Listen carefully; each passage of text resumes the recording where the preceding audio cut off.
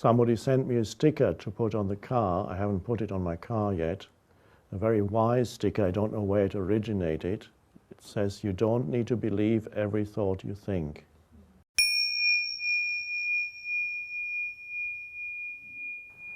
Now, Stephen Mitchell, fortunately, does not exclusively use the masculine pronoun as it's done in most other translations. He, the master, he varies between she and he. So sometimes the master is seen as feminine, and sometimes the master is seen as masculine, which is a wonderful thing, since the Tao has many qualities that are closely related to the feminine, the openness, and so on.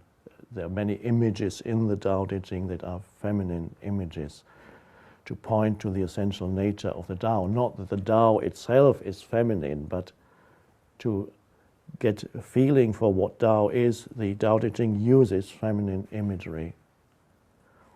So here we have a few lines about the master. The master keeps her mind always at one with the Tao. That is what gives her her radiance. The Tao is ungraspable. How can her mind be at one with it? Because she doesn't cling to ideas. The Tao is dark and unfathomable. How can it make her radiant? Because she lets it. Since before time and space were, the Tao is. It is beyond is and is not. How do I know this is true?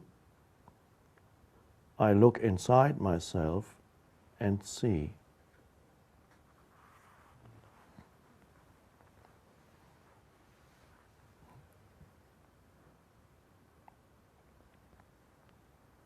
Let's look at it again and see. The master keeps her mind always at one with the Tao.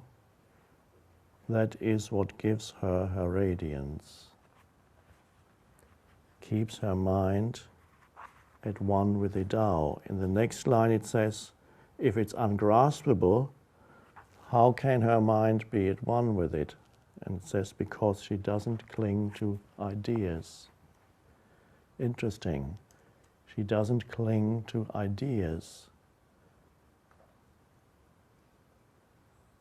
That reminds me of a famous Zen saying.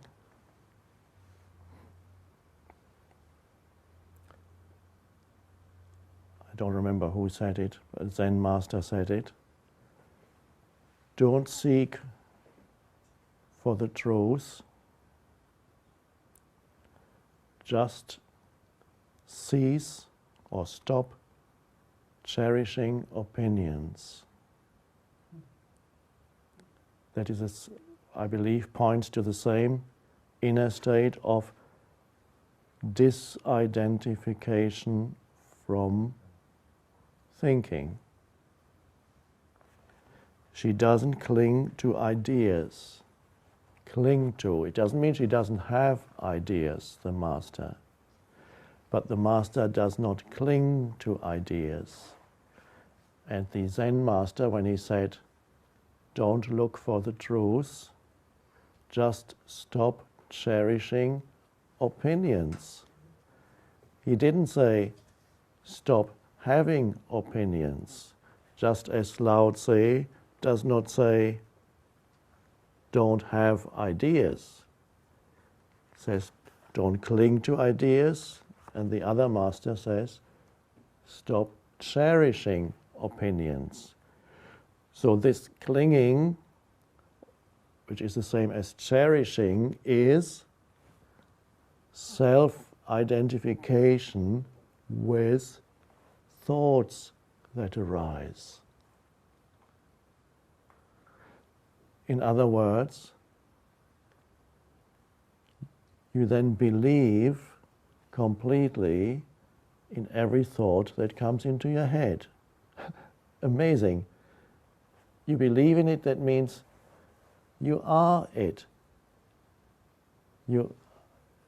That is self-identification with thinking. So,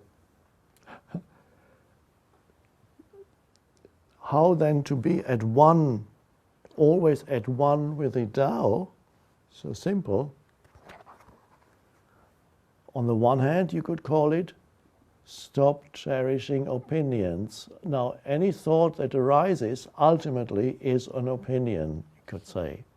Stop cherishing, stop your self-identification with that. Or don't cling to ideas, in the words of Lao Tse, or this present translation here. So that there's always a space between you and your thoughts, that you are, or rather, you are not the thought, you are the space for the thought. This is how I put it sometimes. You're familiar with that, and perhaps you, in yourself, you know it. You don't have to be in your thoughts, but you can be the space for your thoughts. Then no matter how weird your thoughts are, it doesn't matter that much. You don't say, oh my God, I shouldn't be having these weird thoughts. No, because that's another thought. I'm supposed to be spiritually advanced, and why am I still having these thoughts? There must be something wrong with me. Does that sound familiar? That's also thoughts. That's more thoughts that say, I shouldn't be having these thoughts, there's something wrong with me. And then you believe in those thoughts.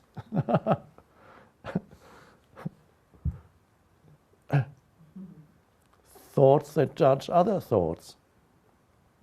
That may sound familiar to some of you. And there's nothing personal in it, it's the human mind. So you don't need to eliminate thoughts or to say, I should only have pure thoughts because I'm a spiritual person. Because by now I should have transcended all impure thoughts. Well,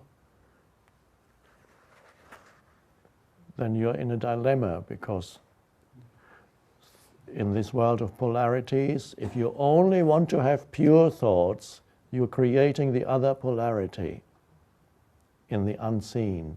And sooner or later, the other polarity will come up from behind, creep up.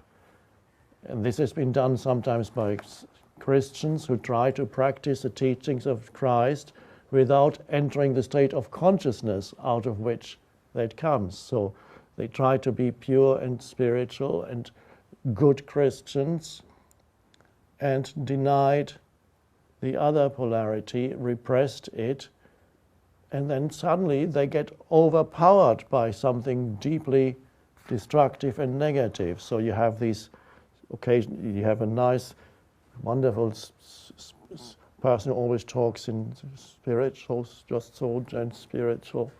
And before you know it, he's screaming at his wife, or even hitting his wife. Where did that come from? And he can't even admit to himself that this is what's happening.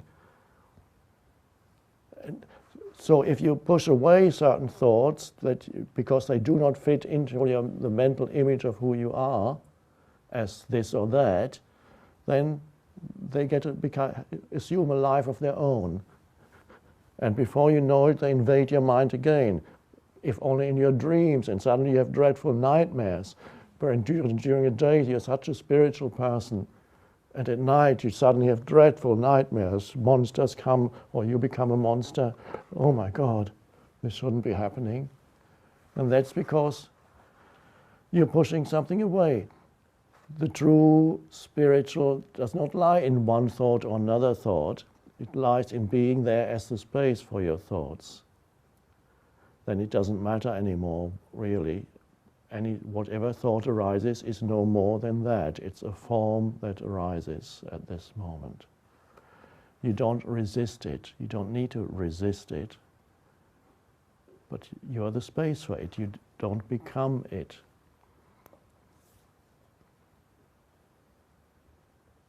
Somebody sent me a sticker to put on the car. I haven't put it on my car yet. A very wise sticker. I don't know where it originated. It says, you don't need to believe every thought you think.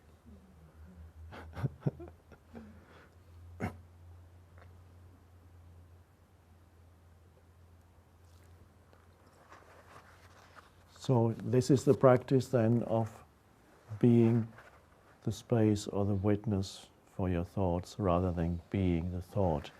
And you can practice with your opinions. Many thoughts are all thoughts could be called opinions, but there are certain things that are definitely, clearly recognizable as opinions when you are talking to people every day, when you're having a discussion or talk with friends or colleagues or neighbors. So they will express their opinion, whatever it may be about, and you may express your opinion. And you can then observe whether or not there is self-identification with your opinion. And your opinion, of course, is a mental position, the position of the mind. Are you identified with a mental position? If you are, then you are cherishing opinions, in the words of the Zen master, or you are clinging to ideas, in the words of Lao Tse. And how do you know that? You know that when, as you discuss things, you become either defensive or aggressive in the expression of your opinion. Emotion flows into, and you get worked up in, why is that happening? Why are you becoming defensive or aggressive? And of course you have to look inside yourself to see whether this is the case or not. Are you becoming defensive or aggressive? You feel the influx of emotion. And why is this happening? Because unconsciously you feel threatened by somebody who attacks or questions or contradicts your mental position. Why do you feel threatened by somebody who questions your mental position? That is a sign that you had identified with the mental position. And identified means your sense of self was in it. So the person is not attacking your opinion in your unconscious viewpoint. The person, you're being attacked in your very life is under attack because you identified this.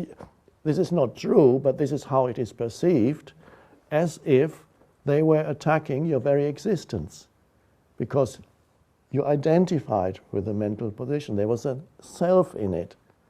So anybody who questions it questions your very existence. It's an unconscious process. So that's an amazing thing to realize in yourself, and it's a deep-seated unconscious pattern in most human beings. And of course, as you become conscious of that, you can usually see it much more clearly in others, more easily, in your friend or whoever you're having, than in yourself. Usually says, oh, yes, that's what he always does. Of course, now I understand what my husband or my wife does. I understand completely. That's step one.